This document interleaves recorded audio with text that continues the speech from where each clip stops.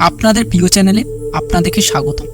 এটি শুধু আপনাদের চ্যানেল না, আপনাদের ভালোবাসার একটা ছোট্ট পরিবার। কিন্তু অনেকেই আছেন যারা গল্পটি শোনেন কিন্তু সাবস্ক্রাইব করেন না। তাদের কাছে অনুরোধ, আমাদের এই চ্যানেলটিকে অবশ্যই সাবস্ক্রাইব করবেন। আজকে আপনাদেরকে যেই গল্পটি বলবো সেটি আমাদের গ্রামে একজনের সঙ্গে ঘটে যাওয়া একটা সত্য ঘটনা। তবে আজকের আমাদের গল্পটি শুরু করা যাক।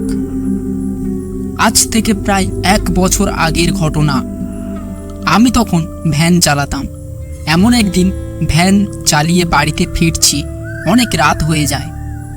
একটা প্যাসেঞ্জারকে স্টেশনে দিয়ে আমি বাড়িতে ফিরছিলাম। হঠাৎ রাস্তাতে আমি দেখতে পাই একটা মহিলা দাঁড়িয়ে রয়েছে কিছুটা দূরে। আমি তার কাছে যেতেই আমাকে সে বলে, দাদা আমাকে একটু স্টেশনে গিয়ে দিয়ে আসবে?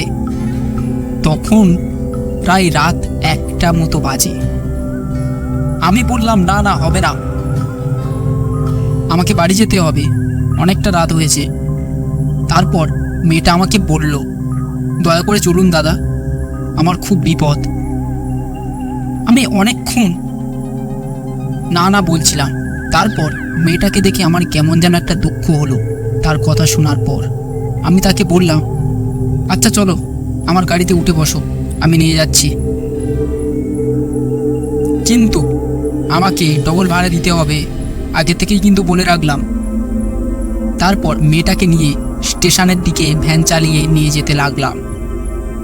যেতে যেতে একটা জিনিস আমি খেয়াল করলাম, মেয়েটা কোনো কথা বলছে না, সে চুপচাপ বসে রয়েছে। আমি পিছনের দিকে তাকালাম না। আমিও আর কোনো কথা না বলে আমি আমার মতে চলতে লাগলাম। আমি এইভাবে বেশ কিছুটা চালিয়ে আসার পর স্টেশনের কাছে চলে আসি। তারপর আমি স্টেশনের সামনে ভ্যান গাড়িটা দাঁড় করাই।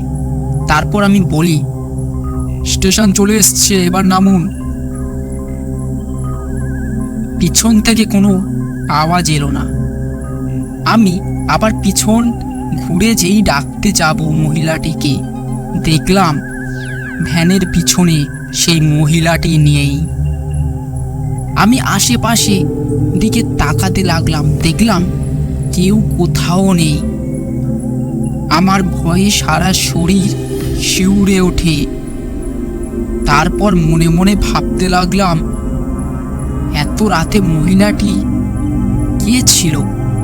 তাহলে কি কোনো অশরীরী? এই ভেবে ভেবে আমি বাড়িতে চলে আসি।